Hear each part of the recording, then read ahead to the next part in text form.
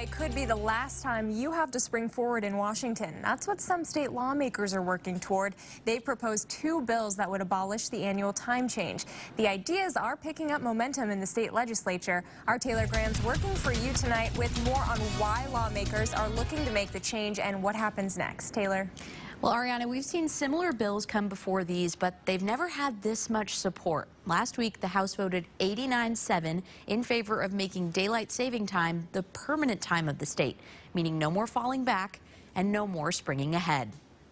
That I'm really sad that we don't get to have, that extra hour of our life back. And I just like my sleep. When most of us think springing ahead, we think of losing that precious 1 hour of sleep. I went from like 1:59 to 3 o'clock, and you're like, what? I just lost an hour of my life. I don't know what happened. But state lawmakers are thinking big. They point to research which ties switching to and from daylight saving time to a spike in heart attacks, on-the-job injuries, and crime rates. Criminals like to work in darkness. You have my testimony there. They do not like to work in the early morning hours. They are late to bed and late to rise. And so my goal is to take an hour out of criminals' workday. It's one of the many reasons State Rep Marcus Riccelli of Spokane is sponsoring a bill to make daylight saving time the permanent time of the state.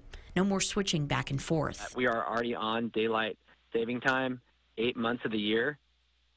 So to me, this is the most logical switch versus going to permanent standard time, which we're only on 4 months of the year. And everyone we talked with today said it's about time. I have a sister that lives in Phoenix, Arizona, and she's always on daylight savings time, so I don't see any big deal in it. We're not all farmers anymore. I don't know why they started in the first place, but it doesn't seem like a modern idea. It just throws everybody off. But don't count on later sunsets just yet. There's still a ways to go for House Bill 1196. The federal government ultimately gets the final say, but that's only if the state Senate approves this bill. In studio tonight, Taylor Graham, KXOI 4 News. Thank you, Taylor.